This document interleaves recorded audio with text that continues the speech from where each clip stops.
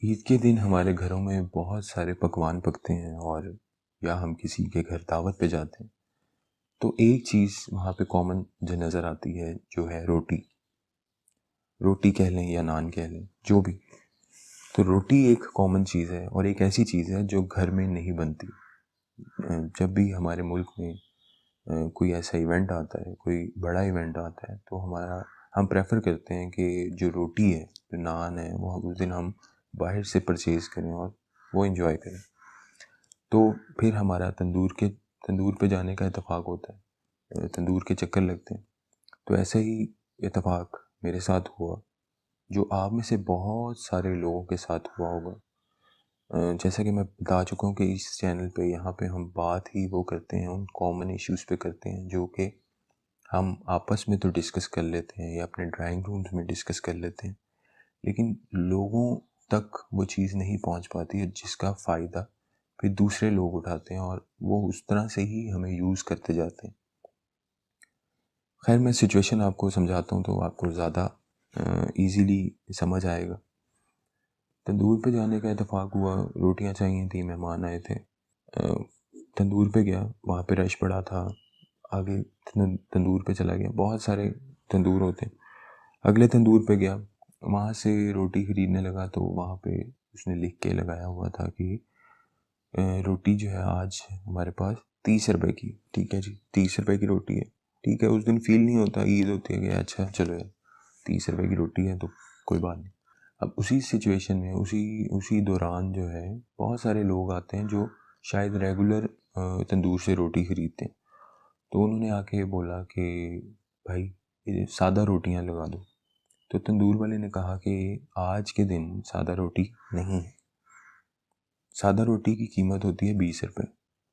अगर आप में से कुछ लोगों को नहीं मालूम, तो सादा रोटी 20 रुपये की होती है और ये जो खमीरी और नान और ये इस तरह की रोटियां हैं वो ये ज़रा 10 रुपये महंगी होती हैं।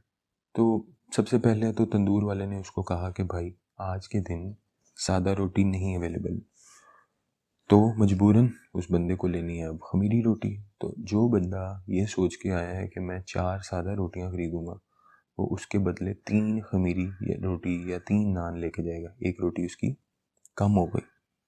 तो ये एक बहुत बड़ा ब्लंडर मुझे समझ आया कि यार ये तंदूर वाले भी इस तरह से भी काम करते हैं और मतलब आप एक अच्छे दिन को मैनिपुलेट कर रहे हो। आप अपने फ़ायदे के लिए आपने एक सस्ती चीज़ बनाई ही नहीं उस दिन और आप एक महंगी चीज़ को ही बना के बैठे हो कि भाई लेनी है लो, नहीं लेनी ना लो। और ये एक तंदूर वाले का किस्सा नहीं है, तमाम तंदूर वाले यही काम करते हैं।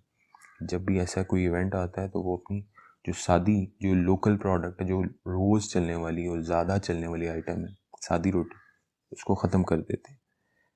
खैर, मेरा आज का मोटिव यही नहीं इस बारे में बात करना, लेकिन ये भी एक सिचुएशन है जो हमारे मुल्क में हमारे इर्द गिर्द होती है। अब यही तंदूर वाले एक और काम करते हैं। मैंने रोटी ख़रीदी, 30 रुपए की रोटियां ख़रीद के मैं आया और एक बंदा वहाँ पे आया, उसी दौरान एक बंदा और वहाँ पे आया और उसने बोला कि यार पिछले 2 दिन पहले 4 दिन पहले तो मैं लेके गया हूँ, तुम 25 रुपए की रोटी दे रहे थे, या पिछले तंदूर वाला 25 रुपए की रोटी दे रहा है, तुम 30 की क्यों दे रहे हो? कुछ इस तरह की सिचुएशन थी, मुझे एग्जैक्टली याद नहीं। तो तंदूर वाले ने कहा कि भाई मेरा वज़न पूरा है, मेरा मेरा आटा अच्छा है, महंगाई बड़ी है, सिलेंडर इतने का हो गया है। वो पीछे वाला जो 25 की दे रहा है भाई वो आटा कम लगाता है, उसकी रोटी हल्की है, आप चेक करवा लें, आप वज़न करवा लें। तो खैर इस तरह से उसने अपनी कोई जस्टिफिकेशन पेश की। मैंने इतना बॉदर नहीं किया और मैं वापस घर आ गया। थोड़ी देर बाद फिर कुछ और मेहमान आ गए, दोबारा रोटी चाहिए थी। फिर मैं गया आगे और फिर वो थोड़ा-सा लालच मेरे ज़हन में आया कि यार वो अंकल कह रहे थे कि वो पीछे वाला 25 की रोटी दे रहा है और ये बंदा 30 की दे रहा है, तो क्यों ना मैं 5 रुपए बचाऊँ फ़ी रोटी। रोटियाँ काफ़ी लेनी हैं, तो पैसे काफ़ी बच जाएँगे, 100-200 बच जाएगा और मेरा फ़ायदा हो जाएगा। इतना कोई फ़ासला भी नहीं है कि मैं वहाँ जा नहीं सकता। तो मैं वो 25 वाली रोटी वाली दुकान पे चला गया और वहाँ पे रश थोड़ा ज़्यादा था।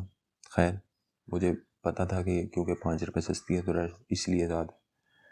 उसको मैंने ऑर्डर किया और मैंने थोड़ा-सा शोखा बनना शुरू किया है।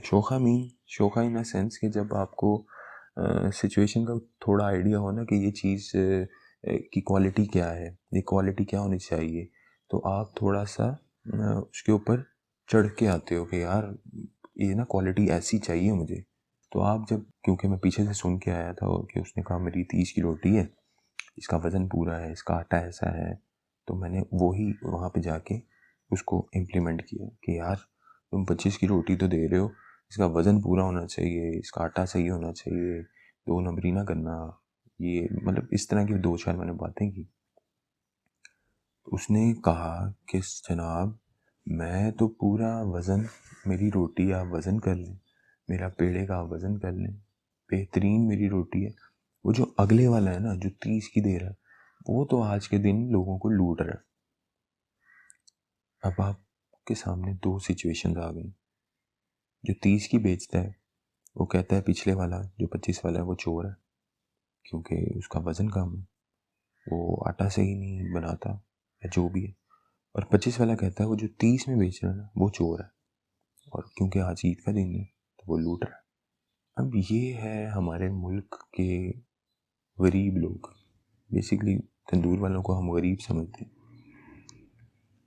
क्योंकि उनकी हालत एक अजीब हुई होती है जब हम रोटियां लेने जाते हैं।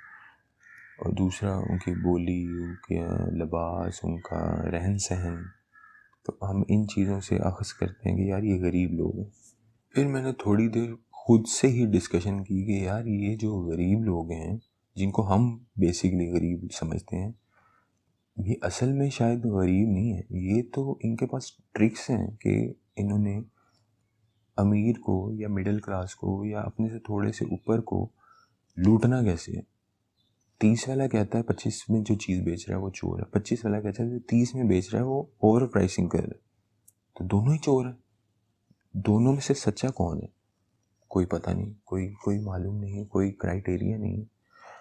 कौन आप में से उस रोटी को पकड़ के किसी वेट स्केल पे जाके रखता है और कहता है यार इसका ज़रा मुझे वज़न तो करके बताओ कि ये 25 वाला सच बोल रहा है या 30 वाला सच बोल रहा है। कोई भी नहीं। ये जो सारी कहानी हमने डिस्कस की है और ये सारी सिचुएशन आपने सुनी है, इसका मकसद क्या था, एट द एंड हमने करना क्या है। तो दो चीज़ें हैं जो हमें कंसीडर करनी चाहिए मुझे लगता है। इससे ज़्यादा अगर आपको कुछ लगता है तो आप कमेंट्स में ज़रूर बताइएगा। मुझे लगता है कि पहली चीज़ तो हमें इन सो कॉल्ड गरीबों को गरीब समझना छोड़ना पड़ेगा, कि हम इन पे तरस जो खाते हैं ना, इनकी इनके सिर्फ देख के गए इनके इन्होंने कपड़े कैसे पहने हैं, या ये किस तरह से बात कर रहे हैं, तो हमें वहीं पे बस तरस आ जाता है कि यार बेचारे के पास कमीज़ नहीं है, बेचारा इतनी गर्मी में बनियान पहन के फिर रहा है और काम कर रहा है, सुबह से लगा हुआ है, ईद वाले दिन भी काम कर रहा है। तो ये जो सो कॉल्ड चीज़ है ना कि ये गरीब हैं, ये हमें अपना माइंडसेट चेंज करना है, उनका नहीं, अपना। मुझे मेरा माइंडसेट चेंज करना है कि यार ये बेचारे गरीब हैं। ये तरस खाना जो है ना, इन पे तरस खाना छोड़ना है, ठीक है? इनको नॉर्मल ही समझना है कि ये बिज़नेस कर रहे हैं। थोड़ा सा इसको देखें कि ये बिज़नेस कर रहे हैं। क्यों एक बंदा पागलों की तरह अपना पूरा ईद वाला दिन काम कर रहा है? क्योंकि वो पैसे कमा रहा है, और वो मैनिपुलेट करके पैसे कमा रहा है, मतलब वो एक्स्ट्रा पैसे कमा रहा है। 20 वाली चीज़ 30 की बेच रहे हैं, वो 25 वाली चीज़ 35 की बेच रहे हैं, मतलब एक्स्ट्रा प्रॉफिट जनरेट कर रहा है उस एक दिन से, ठीक है? तो वो आपको लूट रहा है बेसिकली।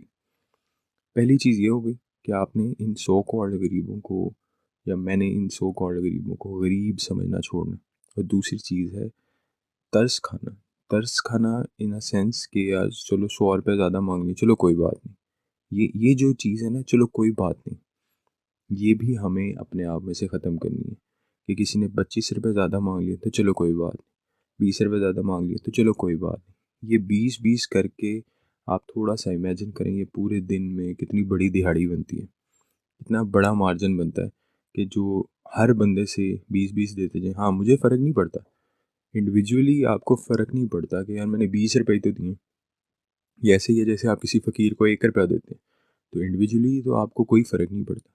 लेकिन थोड़ा इमेजिन कीजिए अगर 1000 बंदा 1 रुपया दे, तो इट्स अ अमाउंट, वो 1000 रुपया बनता है, ठीक है? तो आपके इंडिविजुअल फ़ेल को जो जिसे हम बहुत नॉर्मल समझते हैं, चलो मैंने 20 दे दिए, चलो कोई बात नहीं। चलो आज 5 रुपए इसने महँगी चीज़ पे कर दी है, चलो कोई बात नहीं। चलो आज इसने रेट ज़्यादा बढ़ा दिया तो चलो कोई बात नहीं। ये चीज़ भी हमें ही ख़त्म करनी है। मुझे ही इस पे कुछ स्टैंड लेना पड़ेगा, वरना अगली ईद पे इससे ज़्यादा बड़ा मार्जिन होगा। अगले किसी इवेंट पे किसी और तरह से ये हमें लूटेंगे। तो ये जो हमारे पास एक्स्ट्रा पैसे हैं ना, अल्लाह ताला ने हमें गुंजाइश दी है कि यार हमने 20 वाली चीज़ 30 रुपए में ख़रीद ली तो चलो कोई बात नहीं। तो वो जो 10 रुपए है ना, वो आप किसी अल्लाह की राह में खर्च करें, मस्जिद में डाल दें। बहुत ज़्यादा आपके पास एक्स्ट्रा है, मस्जिद में डाल दें, उसका आपको सवाब भी होगा, उसका आपको कुछ बचेगा भी, उसका आपको कोई रिटर्न भी अल्लाह ताला देगा।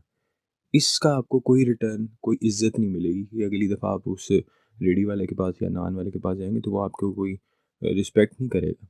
वो आपसे और ज़्यादा पैसे माँगेगा कि सर और कुछ हो गया है, सर अभी ये सिचुएशन हो गई है, तो ये इतने की चीज़ है। नहीं आपके पास पैसे, तो वो आपको कोई डिस्काउंट ऑफ़र नहीं करेगा। वो कहेगा अगली दुकान पे चले जाएँ अगर आपके पास पैसे नहीं है। ठीक है? तो प्लीज़ 2 चीज़ें जो मुझे लगी, इसके अलावा आपको कुछ लगा, कुछ फ़ील होता है इस तरह की सिचुएशन में, ऐसी सिचुएशन में अगर आपको कुछ फ़ील होता है, तो आप ज़रूर कमेंट्स में बताइए, लोगों के साथ शेयर कीजिए, थोड़ी अवेयरनेस पैदा कीजिए।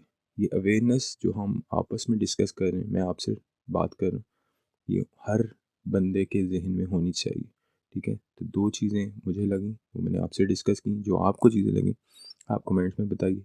और ऐसी कोई बात जो आप अपने ड्राइंग रूम में बैठ के करते हैं या आप खड़े होके किसी सड़क पे सोचते हैं कि यार ये चीज़ इस मुल्क में कैसे हो रही है, वो ज़रूर बताइए, हम उसके बारे में भी बात करेंगे। आपके सुनने का बहुत शुक्रिया। जज़ाकल्लाह।